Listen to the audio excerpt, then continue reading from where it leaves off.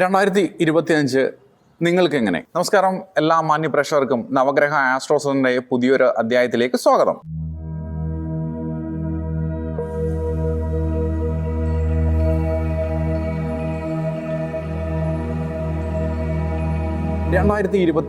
നിങ്ങൾക്ക് എങ്ങനെ? 2025 പ്രധാന ഗ്രഹമാറ്റങ്ങളുടെ അടിസ്ഥാനത്തിൽ ഓരോ കൂറും അടിസ്ഥാനമാക്കിയുള്ള ഗോചര അല്ലെങ്കിൽ ചാരവശാലുള്ള ഫലമാണ് ഇവിടെ പ്രതിപാദിക്കുന്നത്. 2025 പ്രധാന ഗ്രഹമാറ്റങ്ങൾ ഏതൊക്കെയെന്ന് നമുക്ക് പരിശോധിക്കാം. 2025 മാർച്ച് 29 ശനി കുംഭൻ രാശിയിൽ നിന്നും മീനൻ രാശിയിലേക്കും രാശി മാറുന്നു. അതോടൊപ്പം 2025 മെയ് 14 വ്യാഴം ഇടവൻ രാശിയിൽ നിന്നും മിഥുനൻ രാശിയിലേക്കും, മെയ് 18 ഇടവൻ 4 രാഹു മീനൻ രാശിയിൽ നിന്നും കുംഭൻ രാശിയിലേക്കും, കേതു കന്നി രാശിയിൽ നിന്നും ചിങ്ങൻ രാശിയിലേക്കും രാശി മാറി സഞ്ചരിക്കുന്നു. ഈ രാശിമാറ്റത്തിൻ്റെ അടിസ്ഥാനത്തിൽ ഓരോ കൂറുകാർക്കും ലഭ്യമാകുന്ന ഗുണദോഷ ഫലങ്ങളെ പറ്റിയാണ് ഇവിടെ വിചിന്തനം ചെയ്യുന്നത്. ചില കൂറുകാർക്ക് വ്യാഴഗ്രഹം, ശനിഗ്രഹം ഇവയുടെ മാറ്റം അനുകൂലമാകുമ്പോൾ മറ്റു ചില കൂറുകാർക്ക് ഇത് പ്രതികൂലമായി തീരുന്നു. ഗ്രഹങ്ങളുടെ ചാരവശാലുള്ള ഫലം ഒരു പൊതുവായ ഫലമാണ്. അതോടൊപ്പം ഓരോ വ്യക്തിഗത ജാതകത്തിലെ ജാതക ഫലങ്ങളുടെ അടിസ്ഥാനത്തിൽ വേണം ഈ ചാരവശാലുള്ള ഫലങ്ങളെ കൂടെ ചേർത്ത് ഫലപ്രവചനത്തിന് ചിന്തിക്കേണ്ടത്. ജാതകവശാൽ ജാതകത്തിലെ ആ വ്യക്തിയുടെ പ്രായം, നിലവിലെ ദശ അപഹാരങ്ങൾ, ആ ദശ അപഹാരനാഥന്മാർ തമ്മിലുള്ള ബന്ധം, അതിൻ്റെ ബലാബലങ്ങൾ, ആ ദശാപഹാരനാഥന്മാർക്ക് ജാതകാൽ ലഗ്നത്തെ അടിസ്ഥാനമാക്കിയുള്ള ഭാവഫലം, ഭാവാധിപൻ അല്ലെങ്കിൽ അതിൻ്റെ ബലാബലങ്ങൾ, ഇഷ്ട അനിഷ്ട ഭാവസ്ഥിതി, അതോടൊപ്പം അവരുടെ ജാതകത്തിലെ ശനിഗ്രഹത്തിൻ്റെ ഇഷ്ട അല്ലെങ്കിൽ അനിഷ്ട ഭാവസ്ഥിതിയും വ്യാഴഗ്രഹത്തിൻ്റെ ഇഷ്ട അനിഷ്ട ഭാവസ്ഥിതികളും ഭാവാധിപത്യവും ഒക്കെ അനുസരിച്ചും നിലവിലെ ദശാപഹാരങ്ങളും അതിൻ്റെ ബലാബലങ്ങളും ജാതകത്തിലെ യോഗബലങ്ങളും അടിസ്ഥാനത്തിലും അവരവരുടെ ജാതകത്തിലെ ശനിഗ്രഹത്തിൻ്റെയും വ്യാഴഗ്രഹത്തിൻ്റെയും അഷ്ടകവർഗത്തിലെ വർഗബലത്തിൻ്റെ അടിസ്ഥാനത്തിലും ആ അഷ്ടവർഗത്തിൽ വർഗബലചിന്തനത്തിൽ മീനൻ രാശിയിലെ ശനിയുടെ വർഗബലവും മിഥുനൻ രാശിയിലെ വ്യാഴത്തിൻ്റെ അഷ്ടവർഗവും എത്രയുണ്ട് എന്ന് മനസ്സിലാക്കുകയും അതിൻ്റെ അടിസ്ഥാനത്തിലും വേണം അതിൻ്റെ ഗുണദോഷങ്ങളുടെ ഏറ്റക്കുറച്ചിലുകൾ കൃത്യമായി ചിന്തിക്കേണ്ടത്. അത് വ്യക്തിഗത ജാതക വിഷയമാണ്.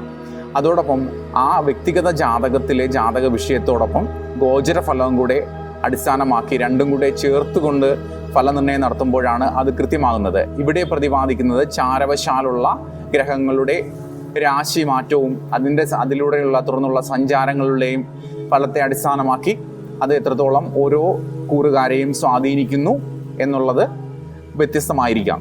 ധനുക്കൂറ് മൂലം, പൂരാടം, ഉത്രാടം, 1-ാം പാദം. ഇവർക്ക് 2025 മാർച്ച് 29 ശനി 3-ൽ നിന്നും 4-ലേക്ക് സഞ്ചരിക്കുന്നു. ഈ രാശിമാറ്റത്തോടുകൂടി ഇവർക്ക് കണ്ടകശനി ദോഷം ആരംഭിക്കുന്നു. അതോടൊപ്പം തന്നെ കഴിഞ്ഞ ഒരു വർഷക്കാലമായി ഇവർക്ക് 6-ലെ വ്യാഴൻ ഗ്രഹത്തിൻ്റെ സ്ഥിതി മൂലം ഉണ്ടായിരുന്ന എല്ലാ ദോഷദുരിതങ്ങൾക്കും ശമനം വരുത്തിക്കൊണ്ട് വ്യാഴം നിവൃത്തി സ്ഥാനമായ 7-ാം ഇടത്തേക്ക് മിഥുനൻ രാശിയിലേക്ക് രാശി പകർച്ച സംഭവിക്കുന്നതോടുകൂടി ഇവർക്ക് എല്ലാവിധ നേട്ടങ്ങളും ഉണ്ടായി വരുന്ന ഒരു കാലയളവിലേക്ക് വരുന്നു. കണ്ടകശനി ദോഷമുണ്ട് എങ്കിൽ കൂടിയും വ്യാഴഗ്രഹത്തിൻ്റെ ഇഷ്ടഭാവസ്ഥിതി മൂലം, നിവൃത്തി സ്ഥാനത്തിലെ സ്ഥിതി മൂലം കണ്ടകശനി ദോഷം ബാധിക്കുന്നതല്ല എന്ന് വേണം മനസ്സിലാക്കാൻ.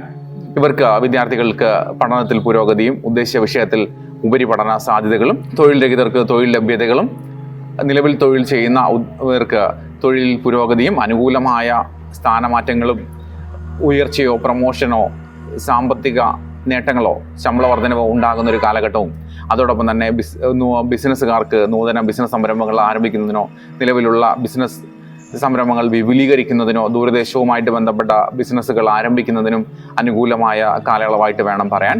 അവിവാഹിതർക്ക് വിവാഹ ലബ്ധിയും സന്താനരഹിതർക്ക് സൽസന്താന ലബ്ധികളും ഉണ്ടാകുന്ന ഒരു കാലഘട്ടമായിട്ട് വേണം പറയാൻ.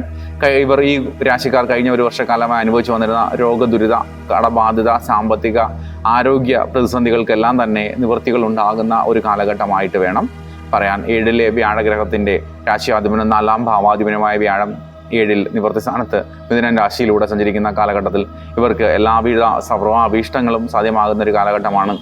ധനലാഭങ്ങളും തൊഴിൽപരമായ നേട്ടങ്ങളും ചിട്ടി, ലോട്ടറി, തുടങ്ങിയ വഴി ധനം കയ്യിൽ വന്നു ചേരുവാനും ഒക്കെയുള്ള അനുകൂലമായ സാഹചര്യങ്ങളുള്ള ഒരു കാലഘട്ടമായിട്ട് വേണം പറയാൻ. അവരവരുടെ വ്യക്തിഗത ജാതകത്തിലെ ദശാപഹാരങ്ങളും യോഗബലങ്ങളും വ്യാഴത്തിൻ്റെയും ശനിഗ്രഹത്തിൻ്റെ ബലാബലങ്ങളും, ശനിഗ്രഹത്തിന് മീനൻ രാശിയിലുള്ള അഷ്ടവർഗ വർഗബലവും വ്യാഴഗ്രഹത്തിന് മിഥുനൻ രാശിയിലുള്ള അഷ്ടവർഗത്തിലെ വർഗബലവും അനുസരിച്ചായിരിക്കും അവർക്ക് സംഭവിക്കുന്ന ഗുണദോഷങ്ങളുടെ ഏറ്റക്കുറച്ചിലുകൾ മനസ്സിലാക്കേണ്ടത്. അത് വ്യക്തിപരമായ ജാതക വിഷയമാണ്. എങ്കിൽ തന്നെയും ഈ കൂറുകാർക്ക് ഒരു വർഷക്കാലത്തേക്ക് പൂർണ്ണമായും ഗുണപ്രദമായ ഒരു കാലഘട്ടമായിട്ട് തന്നെ നമുക്ക് പരിഗണിക്കാം. ഇവർക്ക് വലിയ ദോഷദുരിതങ്ങൾ ബാധിക്കുന്നതായിരിക്കില്ല. എങ്കിൽ തന്നെയും ശനി കണ്ടകശനിയായി 4-ലൂടെ സഞ്ചരിക്കുന്ന കാലഘട്ടമായതിനാൽ ഇവർ പരിഹാരമായി ശനിയാഴ്ച ദിവസങ്ങളിൽ ശാസ്താക്ഷേത്രത്തിൽ നീരാഞ്ജന വഴിപാട് കഴിക്കുക, എള്ളു പായസം കഴിക്കുക, ശനിയാഴ്ച ദിവസങ്ങളിൽ കാക്കയ്ക്ക് മധുരം കലർന്ന ഭക്ഷണം നൽകുന്നതും ശനിയാഴ്ച ദിവസങ്ങളിൽ കറുത്ത വസ്ത്രം ധരിക്കുന്നതും ദോഷദുരിത ശമനങ്ങൾക്ക് ഉത്തമമായിട്ട് കാണുന്നു. ഈശ്വരാരാധനകളും ആചാരാനുഷ്ഠാനങ്ങളും യഥാവിധി പാലിക്കുകയും ദാനധർമാദികൾ നിർവഹിക്കുകയും ധാർമ്മികമായി ജീവിക്കുകയും ചെയ്യുന്നവർക്ക് ഒരു പരിധിവരെ കാലദോഷങ്ങളും ഒന്നും ഇവരെ ബാധിക്കുകയില്ല. എന്നാൽ അധാർമികമായി ജീവിക്കുകയും ധിക്കാരികളും അഹങ്കാരികളും ഒക്കെയായി ജീവിക്കുകയും ലഹരി വസ്തുക്കളും മദ്യവും മയക്കുമരുന്നും ഒക്കെ ഉപയോഗിക്കുകയും ഒക്കെ ചെയ്യുന്നവർക്ക് ഏത് കാലവും അല്ലെങ്കിൽ ഗ്രഹങ്ങൾ അനുകൂലമായാൽ തന്നെയും അവർക്ക് അതൊന്നും തന്നെ അനുഭവവേദ്യമാകുന്നതല്ല. എന്നാൽ ഗ്രഹങ്ങൾ പ്രതികൂലമാകുമ്പോൾ ഇത്തരത്തിൽപ്പെട്ട ഒരു തെറ്റായ ജീവിത രീതിയിലൂടെ ജീവിക്കുന്ന അധാർമികമായി ജീവിക്കുന്ന വ്യക്തികളെ അത് വളരെ പ്രതികൂലമായി ബാധിക്കുകയും അവർക്ക് വളരെ ഗുരുതരമായ പ്രതിസന്ധികളും ദോഷദുരിതങ്ങളും അനുഭവത്തിൽ വരികയും ചെയ്യുന്നതാണ്. നാമജപങ്ങളും മന്ത്രജപങ്ങളും ഉപാസനാ വിദ്യകളും ഒക്കെ സ്വായത്തമാക്കിയ അല്ലെങ്കിൽ അത് പരിശീലിക്കുന്ന വ്യക്തികളെ, ഉപാസകന്മാരെ ഒരിക്കലും കാലദോഷമോ ജാതകദോഷമോ ബാധിക്കുന്നതല്ല. ജാതകദോഷങ്ങളും കാലദോഷങ്ങളും പ്രതിസന്ധികളും ഉണ്ടാക്കി തീർക്കുന്നത് അധാർമികമായി ജീവിക്കുകയും നിഷേധാത്മക മനോഭാവം വെച്ചു പുലർത്തുകയും മറ്റുള്ളവരെ ദ്രോഹിക്കുകയും വളരെ ക്രൂരമായ പ്രവൃത്തികളും ഹിംസാശീലങ്ങളും ഒക്കെയുള്ള അധർമ്മികളെയാണ് കാലദോഷങ്ങളും ജാതകദോഷങ്ങളും കൂടുതലായി ബാധിക്കുന്നത്. നമ്മളുടെ കർമ്മദോഷമാണ് കാലദോഷമായി തേടിയെത്തുന്നത്.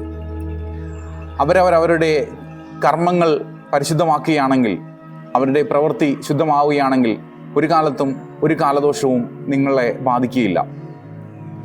കർമ്മമാണ് ധർമ്മം. എല്ലാ നേട്ടങ്ങളുടെയും അല്ലെങ്കിൽ പ്രതിസന്ധികളുടെയും കാരണം അവരവരുടെ കർമ്മങ്ങൾ തന്നെയാണ്. കർമ്മമാണ് ധർമ്മം, കർമ്മമാണ് ഈശ്വരൻ. നമ്മളുടെ കർമ്മം സത്യസന്ധവും ധാർമ്മികവും ഈശ്വരനെ മുൻനിർത്തിയുള്ളതുമായ കർമ്മങ്ങളാണ് എങ്കിൽ നമുക്കൊരിക്കലും ഒരു കാലത്തും നമുക്ക് കർമ്മദോഷമോ കാലദോഷമോ ഒന്നും നമ്മളെ ബാധിക്കുന്നതല്ല. കൂടുതൽ ജാതകവശാലും ഗോചരവശാലും ഒക്കെയുള്ള ഗ്രഹദോഷങ്ങൾ പ്രതികൂലമാണ് എന്ന് തോന്നുകയും അത് കൂടുതൽ ബുദ്ധിമുട്ടുണ്ടാക്കുകയും ഒക്കെ ചെയ്യുന്ന വ്യക്തികൾ അതിൽ നിന്നും മോചിതനാവുവാനായി അവരവരുടെ ദേശത്തെ നല്ല ഒരു ജ്യോത്സ്യനെ കണ്ട് വ്യക്തിഗത ജാതക ചിന്തനം നടത്തി, അതോടൊപ്പം ഒരു പ്രശ്നചിന്തയും കൂടെ നടത്തി അതിനു വേണ്ട പരിഹാരങ്ങളൊക്കെ മുൻകൂട്ടി ചെയ്യുന്നത് കാലദോഷത്തിൽ നിന്നും കർമ്മദോഷങ്ങളുടെ തീവ്രത കുറയ്ക്കുവാനുമൊക്കെ അനുകൂലമാണ്. പലവിധ പരിഹാര സമ്പ്രദായങ്ങളൊക്കെ പലപ്പോഴും ചെയ്യാറുണ്ട്. ഏതൊരാൾക്കും സ്വയമേ വേണമെങ്കിൽ നാമജപങ്ങളും ഗുരു ഉപദേശത്തോടുകൂടിയുള്ള മന്ത്രജപങ്ങളും ഉപാസനാ രീതികളുമൊക്കെ അനുഷ്ഠിക്കുക വഴി ഒരു പരിധിവരെ എല്ലാവിധ കാലദോഷങ്ങളെയും കർമ്മദോഷങ്ങളെയും ഒക്കെ അതിജീവിച്ചു പാപമുക്തരാവുവാനും അതോടൊപ്പം പുണ്യം നേടി നമ്മൾ സമ്പത്തിലേക്കും ഐശ്വര്യത്തിലേക്കും ഉള്ള ഒരു ജീവിത ക്രമം ചിട്ടപ്പെടുത്തിയെടുക്കുവാനും നമ്മൾക്ക് എല്ലാവിധ ആയുരാരോഗ്യ ഐശ്വര്യവർദ്ധനവിനും കാരണമായി തീരും. എല്ലാവർക്കും ഉപാസനാമൂർത്തികളുടെ അനുഗ്രഹവും കുടുംബ പരദേവതകളുടെ കാരുണ്യവും ഉണ്ടാകട്ടെ. അത് അപ്രകാരം ഭവിക്കട്ടെ. നന്ദി.